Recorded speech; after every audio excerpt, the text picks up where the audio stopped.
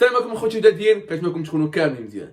توحشنا نشوفوا الوداد لعبه، وهذا الشيء غنشوفوه غدا ان شاء الله في مباراه ديال الوداد امام الفتح الرياضي اللي غتكون على حساب الجوله 24 واللي غندخلوا فيها باش نقلبوا على ربح 12 الموسم باش نرفعوا الرصيد ديالنا 44 نقطه. في الفيديو غنقدم لكم افضل تشكيله اللي كنشوفها مناسبه من اجل الربح ان شاء الله في هذه المباراه.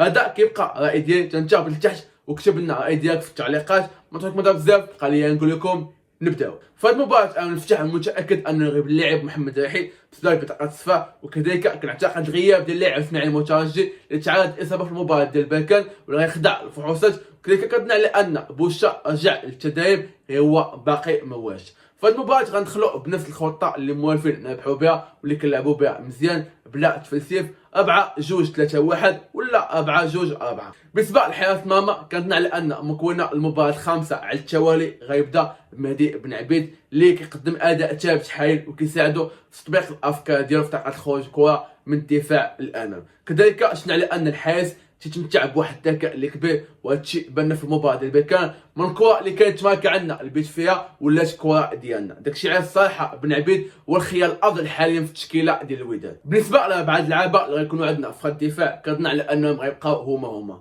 في الظهير الايمن غيكون عندنا اللاعب فهد موفي اللي بين على الامكانيات ديالو في المباراه ديال بركان، خاصه من الناحيه الدفاعيه. اما من الناحيه الهجوميه باقي عنده واحد الضعف اللي كبير. حاليا في الكره الحديثه كيف ما كنعرفوا المدافعين ولا الاجنحه ولا الاظهره كيماركيو وكيصنعوا، وحنا هادشي علاش جبناه من اوروبا. اما في الظهير الايسر كنفضل انه يبدا بوشتا الا كان واجد، اما لما كانش واجد فغيبدا اللاعب زكي ناسيك في هذه المباراه. الصراحه هو تيقدم اداء كبير، ولكن كيبان لك على انه ناقص مباراه، داكشي علاش عيا في المباراه الاخيره امام بركان.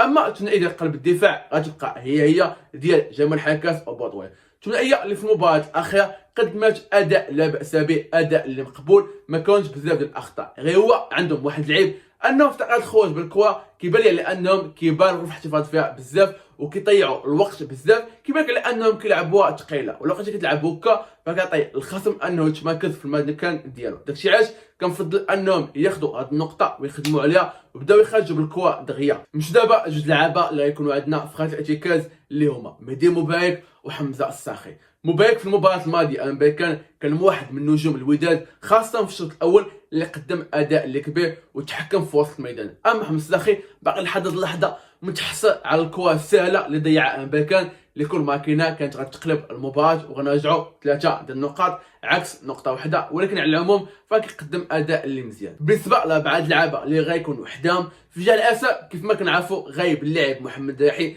فكنفضل في هذه المباراه ان تعطى الفرصه للاعب زكريا فتحي اللي في المباراه ديال الامكانيات فتدخل قدم اداء كبير. واخا كنحس على ان مكونه في هذه المباراه غيدخل سيف ديمبورا في ذاك المركز واللي ما باغيش نشوفو انا في هذه المباراه، فتحي هو لاعب اللي عنده امكانيات اللي كبيره ونتمنى تعطاه الثقه والفرصه في هذه المباراه. اما في الجهه الايمن كنظن على انه غيبدا فيها اللاعب اسامه الزمراوي في هذه المباراه، ولكن غايب على الاساسيه في المباراه الماضيه امام بركان. حداهم غيكونوا جوج ديال اللعابه اللي هما جو افريقيين، لوش ومالولا. اللي في المباراه الماضيه لوش كان هو نجم المباراه بالنسبه لي انا في ذاك المباراه، قدم اداء كبير، غير هو هذا اللعيب قاس اللعابه اللي فهموا. شفنا على انه نفس اللعب ديالو دائما والله كيبغي يلعب في قصه وحده، باش تلعب انت قصه وحده ويشد بوها ويبقى يعجن فيها، فهنا ما غتنطابقش مع الفكره ديال هذا اللاعب. داكشي علاش كنشوف على ان الثنائيه ديال لوش ومالولا خاصه واحد شويه ديال الوقت وغتكون ثنائيه اللي مزيانه، خاصه تنفعنا في الخاء ديال الموسم. فدار خوت بالنسبه لي انا كانت هي افضل تشكيله اللي كنشوفها مناسبه في هذه المباراه من اجل الربح فيها، ونتمنوا على ان مكونه ما يتفلسفش بزاف ويدخل باللعابه اللي واجن واللي عارفينهم واللي عارفين الاجواء ديال البطوله. فهبط لتحت وكتب لي الراي ديالك شكون هي افضل تشكيله اللي كتشوفها انت مناسبه لهذه المباراه من اجل 3 ديال النقاط والربح فيها. فهادشي ما كان خوتي في هذا الفيديو، نتمناو ربح الوداد ونتلاقاو بعد الماتش تكون فيه ان شاء الله الوداد رابحه. شي ما كان خلينا نقول لكم تهلاو.